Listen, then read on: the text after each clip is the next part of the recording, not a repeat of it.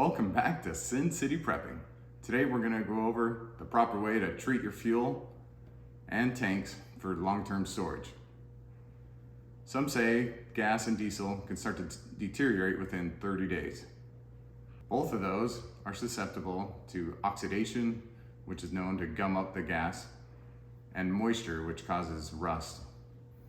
The ethanol that's added to gasoline for emission standards actually attracts moisture and makes it more susceptible. The low sulfur in diesel also works against it and makes it deteriorate quickly. So let's head outside and see how we do it. These are a few different containers that I use for fuel.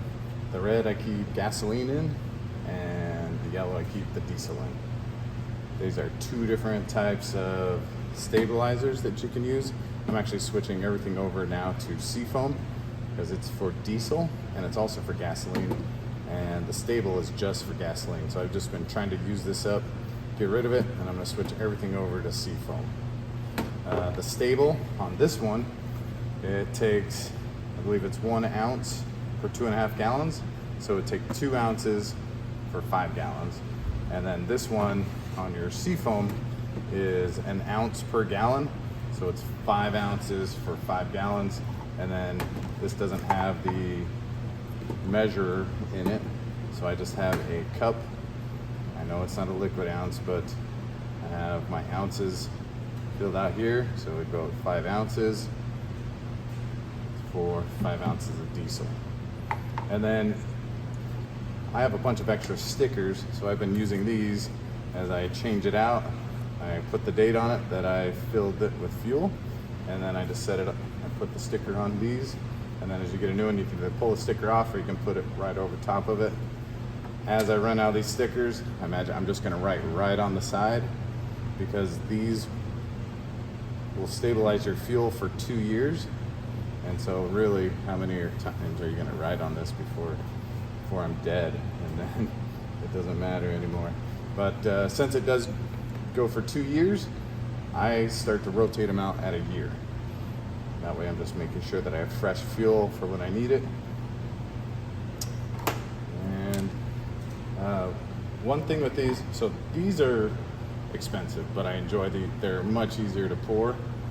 These racing type fuel, they're also taller, so they're a little harder to store, but they're way easier to pour. The problem with these ones, they're cheaper. These ones are like 40 bucks, these are 20 bucks, is the pour spout. So on these, you have to depress this and then push down, and it opens up the spout.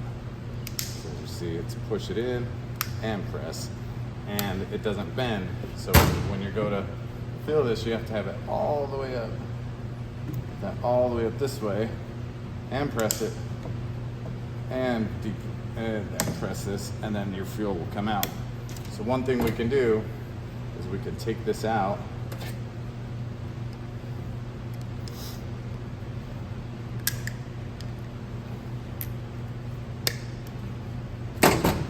and now you just have to depress it.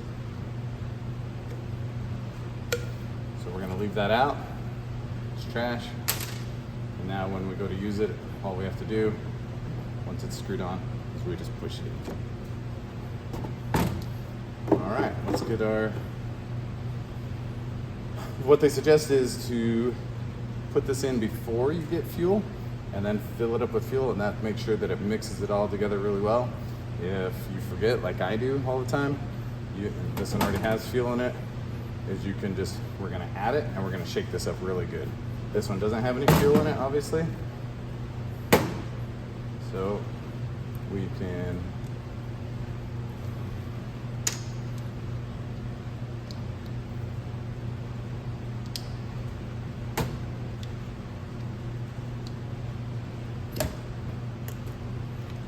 shake this up.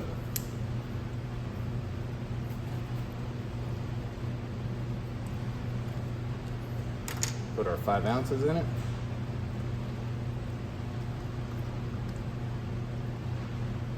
And it's okay to be a little bit more. And then we can add our 5 ounces straight to this.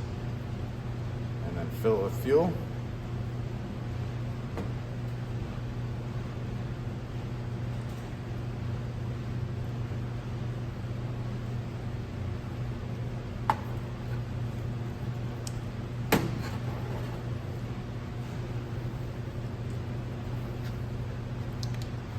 this back on until we get our fuel in it. Once we put fuel in it, we'll shake it up real good. So I'm still using this up. So this is gonna take, remember it was an ounce for every 2.5 gallons. So it's 2 ounces for this 5-gallon container. A lot of times I put about 6 gallons in here. So I'm gonna do 2 ounces plus a little bit. And the way these work,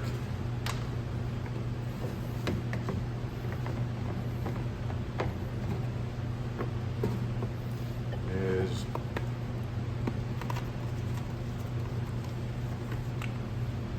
you can just squeeze this.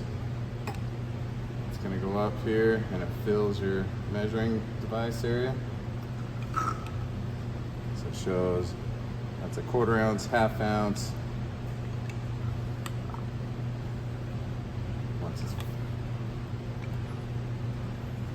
It also has milliliters in the back, 5, 10, 15.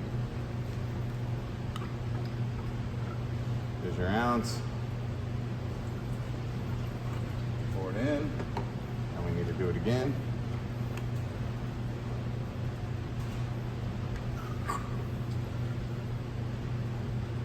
Remember that I go a little bit more for those 6 gallons. And we're pretty much gonna be empty here. It's okay to use extra, you just don't wanna use less. So we're gonna put the rest of this in here.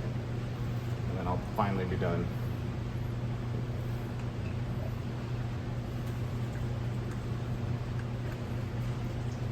With that, I can get rid of it, and now I can switch everything over to Seafoam.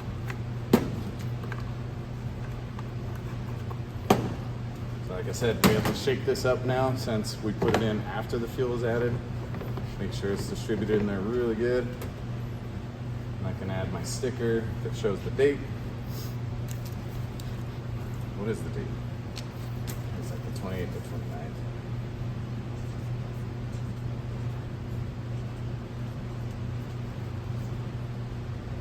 Now, just by looking at it, you'll know when you filled it.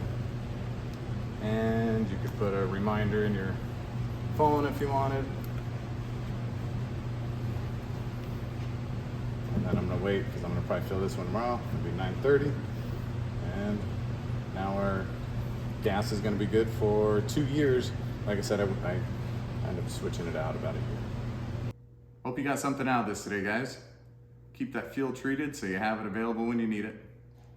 If you have any ideas or suggestions, throw them down in the comments. As always, stay safe and keep prepping.